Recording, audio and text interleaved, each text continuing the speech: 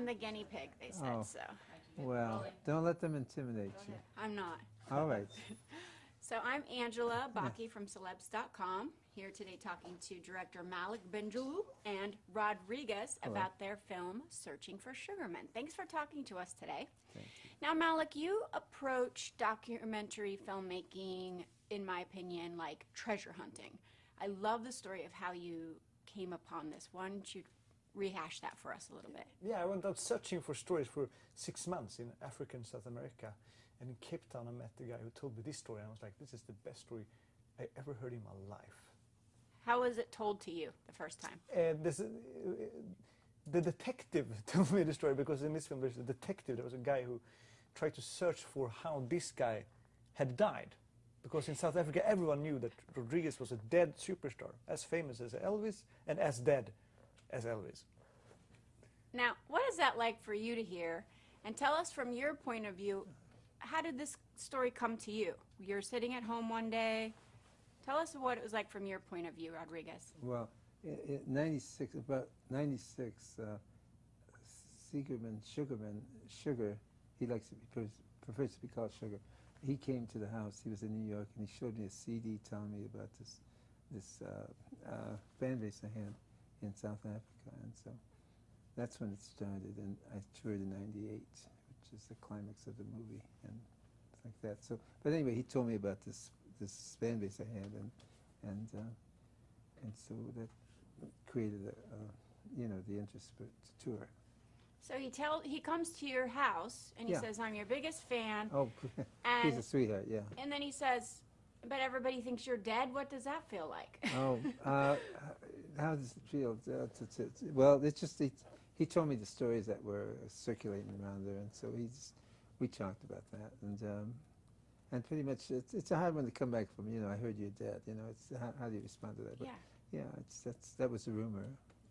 So then in 1998, you go to South Africa. And do 6 concerts. And you did 6 concerts. What was that experience like for you? Because in the meantime, you had just been working construction, right? Yes, demolition, renovation of homes and buildings and residents and stuff. And so, yeah, it was a completely different world. Now, I loved in the movie, you have this, you said, it was the soundbite where you said, you learn that reality always wins. Talk to me about what that's like for you to go from the reality of working construction, then the reality of performing to these sold-out concerts in South Africa, and now you're experiencing a reality of promoting a movie about you. Oh, huh.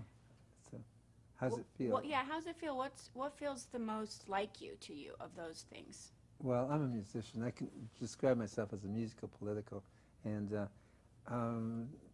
I knew the response there was genuine because they knew my songs and they sang with me there. And so I've had these peaks in my career, like this '98 tour, and then now this.